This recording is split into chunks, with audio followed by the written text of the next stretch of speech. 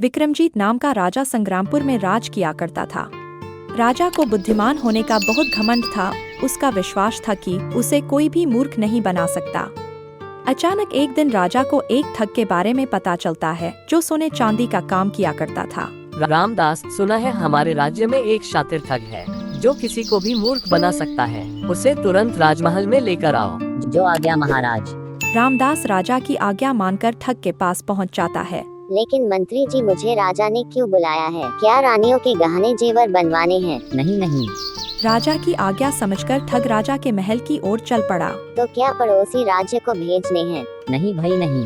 तो फिर मुझे क्यों बुलाया है? अरे मूर्ख, चुप हो जा, चुप हो जा, चुप हो जा, चुप हो जा। थोड़ी ही देर में वे राजमहल में पहुंच जाते हैं। महाराज की जय हो। सुना है तुम किसी को भी मूर्ख बना सकते हो।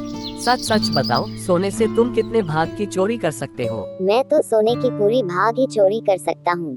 ये भला कैसे संभव है? मूंगा के लिए बिल्कुल संभव है महाराज। ठीक है, अगर तुम ऐसा करने में सफल हो जाओगे तो मैं तुम्हें 10,000 सोने के सिक्के दूंगा। ठीक है महाराज। और अगर असफल रहे तो तुम्हें देश निकाला दे दूंगा। निकाला दे दूंगा, निकाला दे दूंगा, निकाला दे दूंगा। जी महाराज, मैं ऐसा ही करूँगा। तुम मेरे लिए एक सोने की मूर्ति बनाओ और जब तक तुम इस राजमहल में काम करोगे तब तक मेरे सैनिक और मंत्री तुम्हारे साथ रहेंगे। जी महाराज। ठग तैयार हो जाता है। वह मूर्ति बनाने लगता है। दिन भर मूर्ति बनाता और शाम होते ही वह सारे सामान मंत्री को सौंप देता। घर में मूंगा ठीक उसी तरह से एक पीतल की भी मूर्ति बना रहा था। कुछ दिनों के बाद मूर्ति बनकर तैयार हो जाती है। महाराज, अब आज रात भर इस मूर्ति को दही में डुबो कर रखना है। अरे तो पहले क्यों नहीं बताया? अब शाम के समय में तुम्हें कहाँ से दही ला कर दूँ?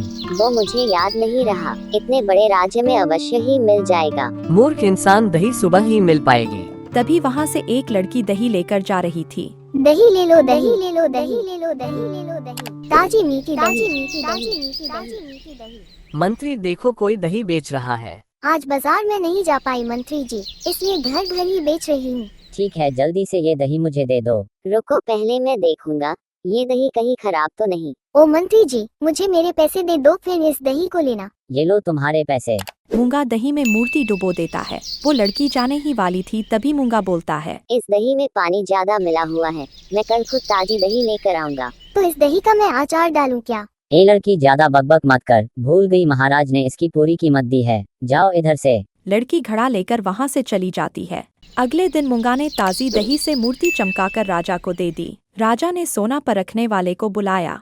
बताओ इसमें कितना सोना गायब है? महाराज, इसमें तो रत्ती भर भी सोना नहीं, सोना नहीं, सोना नहीं, सोना नहीं है। ये भला कैसे संभव है? मैंने इसे खुद सोने का बनवाया है। मैंने कहा था ना महाराज, मूंगा बिल्कुल कर सकता है। ठीक है, लेकिन तुमने ये कैसे किया? अगर आप वादा करें कि मुझे सजा नहीं दोगे, फिर बताता हूँ। ठीक है, हम वचन देते हैं। मूंगा राजा को पूरी बात बताता है। वो लड़की कोई और नहीं, मेरी बहन थी।